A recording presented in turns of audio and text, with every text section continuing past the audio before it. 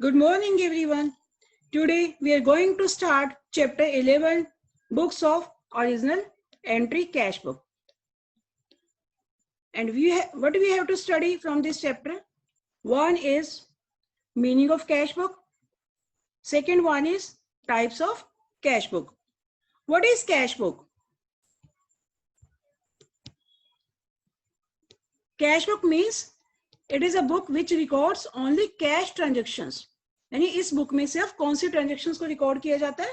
Only cash transaction, यानी it records only cash transactions. जितना cash हमारे पास आ रहा है दैट इज डेबिटेड. कैश जा रहा है तो उसे क्या किया जाएगा? क्रेडिट किया जाएगा. यानी कैश आ रहा है तो डेबिट, जा रहा है तो credit. Because cash account is an asset account. और एसेट्स का रूल क्या है? जब एसेट इंक्रीज होती है तो डेबिट करते हैं, जब डिक्रीज होगी तो उसे क्रेडिट करेंगे. तो एसेट यहाँ पर यानी कैश जब इंक्रीज होगा तो डेबिट करेंगे, जब डिक्रीज होगा तो उसे क्रेडिट करेंगे. तो this is the meaning of cash book. Next topic is types of cash book. Cash books are of three types. One is single column cash book, second is double column cash book, and third one is petty cash book. And today I am going to discuss with you the single column cash book. What is single column cash book?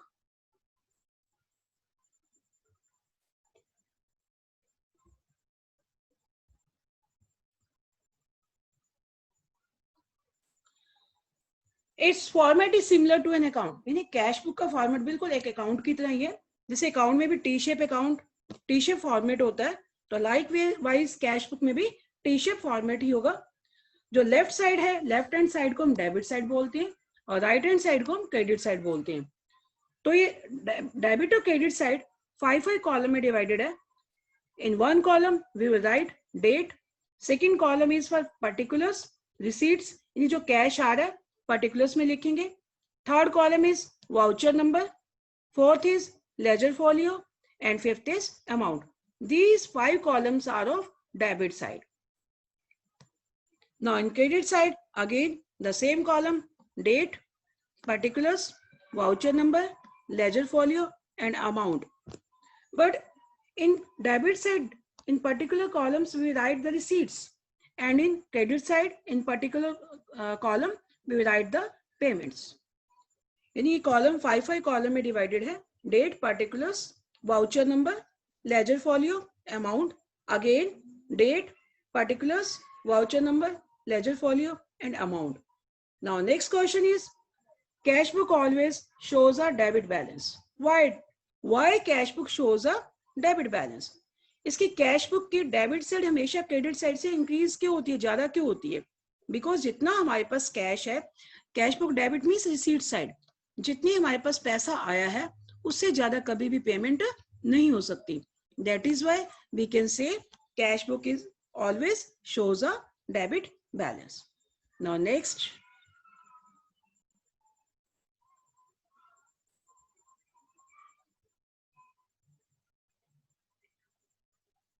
illustration 1. Here in this question, enter the following transactions in single column cash book. यानी हमें अब single column cash book बनानी है. यानी जो cash आ रहा है डेबिट साइड और जो जा रहा है क्रेडिट साइड, बस इतनी बात को हमने माइंड में रखना है. तो ये डेट आपको गिवन है क्वेश्चन में, और ट्रांजेक्शन्स गिवन है, और अमाउंट भी गिवन है. तो मैं आपको इसका सॉल्यूशन बता रही हूँ.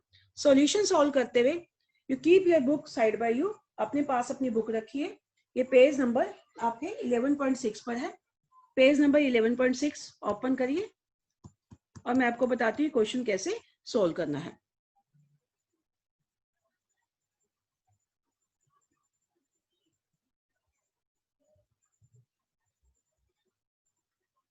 Now this is the solution.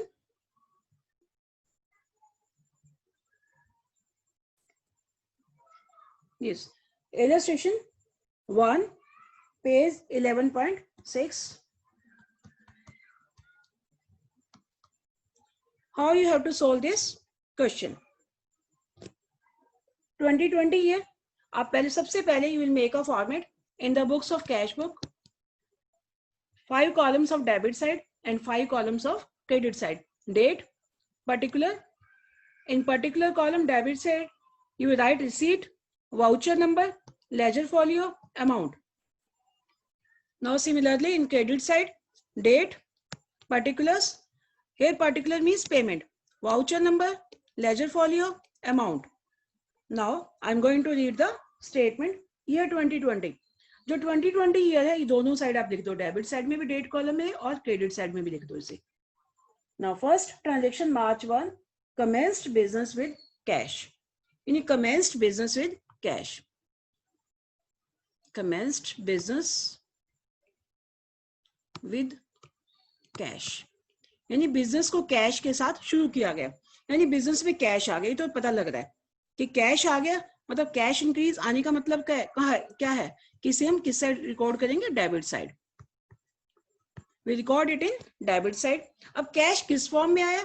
जो एक ऑनर बिजनेस में पैसा लगाता है उसे क्या बोलते हैं? कैपिटल बोलते हैं. यानी ये तो हमें पता लग गया कि कैपिटल, ये तो हमें पता लग गया कि डेबिट साइड लिखना है.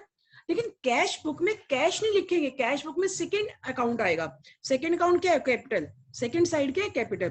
तो हम क्या करेंगे, डेट एक बार डाल के March 1, मंथ भी एक ही बार लिखेंगे, डेट चेंज करते रहेंगे. डेबिट साइड में 2 का यूज करना है और क्रेडिट साइड में बाय का यूज करना है. तो 2 किस फॉर्म में पैसा आया? Capital account. अमाउंट कितनी है? 20,000. Voucher number ledger folio blank जाएगा, 20,000. In this way we will write the transaction of March 1. Now March 2, bought goods for cash. यानी कैश में गुड्स खरीदी, bought goods for कैश. यानी कैश में goods खरीदी, यानी कैश तो जा रहा है. अंडरस्टूड है? अब कैश जा रहा है तो क्रेडिट साइड लिखेंगे. अब किस फॉर्म में कैश जा रहा है? Bought goods. गुड्स खरीदने को क्या बोलते हैं? Purchases account. Earlier I told in general chapter, ये जब भी गुड्स परचेज या सेल होती है, परचेज या सेल अकाउंट में आता है. तो कैश चला गया तो क्रेडिट साइड आएगा, बाय वर्ड लिखेंगे. किस अकाउंट से गया? Purchases account. तो by purchases account the amount is 5,000. In this way we will pass the entry of March 2. Now March 5, sold goods for cash. Sold goods for cash. Sold goods for cash. इसका मतलब क्या है? आपने cash में goods बेचे, यानी cash आ रहा है. कैश आ रहा है तो debit side, definitely March 5 debit side लिख देंगे. अब किस फॉर्म में कैश आ रहा है?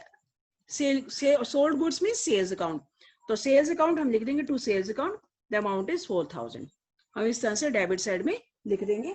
Now next, goods purchase from Ravi on credit. अब गुड्स तो परचेज की है, परचेज अकाउंट हो गया, लेकिन क्रेडिट में परचेज की है, ना तो कैश आया ना कैश गया. यानी जब भी कोई आप क्रेडिट ट्रांजेक्शन करते हो तो क्रेडिट ट्रांजेक्शन को यहाँ पर रिकॉर्ड नहीं किया जाता, तो इस वाली एंट्री को यहाँ पर रिकॉर्ड नहीं करेंगे. Now 13, paid to Ravi. अब रवि को कैश पेड मतलब कैश दे दिया.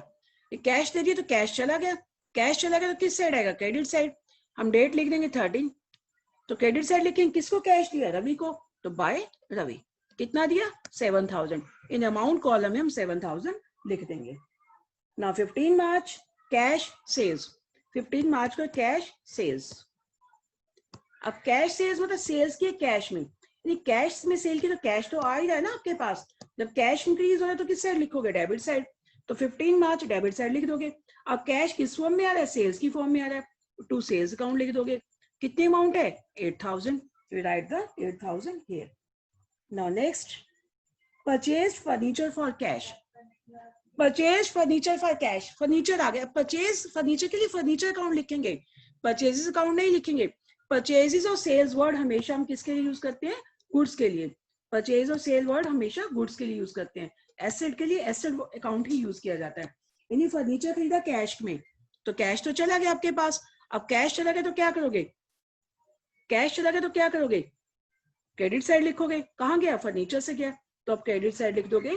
बाय क्या लिखोगे? Credit side by furniture account. कितना कैश गया? Amount is 6,000. Now next, paid wages. Paid मतलब कैश गया, रिसीव्ड मतलब कैश आया. यानी कैश चला गया तो किस साइड आएगा? क्रेडिट साइड आएगा. 20 मार्च, डेट 20 मार्च. किस फॉर्म में गया? वेजेस में. By wages account. Amount is ₹380. Now next, 24 March, paid rent. The same transaction. Cash चला गया आपके पास से तो किस साइड आएगा? Credit side. 24 मार्च बाय किस फॉर्म में गया, रेंट में, by rent account, the amount is 400 rupees. Now 26 March received commission. अब कमीशन रिसीव किए तो पैसा आ रहा है तो किस साइड आएगा, डेबिट साइड. तो 26 मार्च किस फॉर्म में आ रहा है, कमीशन में, टू कैश अकाउंट, अमाउंट कितनी है 600. Now next withdraw for personal expenses. अब पर्सनल एक्सपेंसेस क्या है, ड्रॉइंग है, यानी अपने पर्सनल एक्सपेंसेस के लिए पैसा निकाल, यानी कैश चला गया बिजनेस से, तो कैश चला गया, डेफिनेटली जो 28 मार्च है क्रेडिट साइड आएगा. अब किस फॉर्म में गया, पर्सनल एक्सपेंसेस को क्या बोलते हैं, drawing, bye drawing account, the amount is 1000. Now last transaction is 31 March, this is paid salary. Paid salary मतलब कैश चला गया, तो you will write in the credit side 31 March by salary account 900. अब आप क्या करोगे, दोनों साइड को टोटल करोगे, डेबिट को भी और क्रेडिट अमाउंट कॉलम को भी. Debit column is known as total receipt and credit column is known as total payment. यानी इतना कैश 32,000 कैश आ गया 600 और 20,680 चला गया. तो आपके पास कितना बच गया, तो दोबारा से फिर हम क्या करेंगे, 2 लाइन्स छोड़ के इसी अमाउंट को दोबारा लिख दोगे, मैक्सिमम अमाउंट को दोनों side.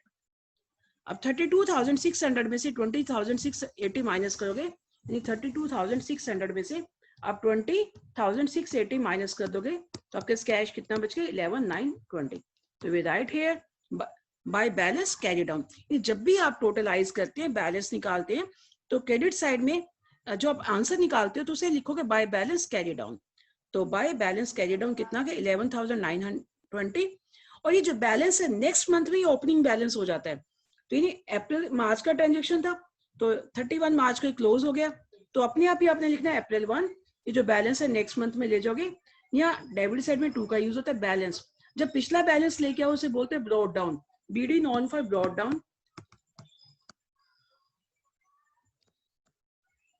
and CD known for carried down.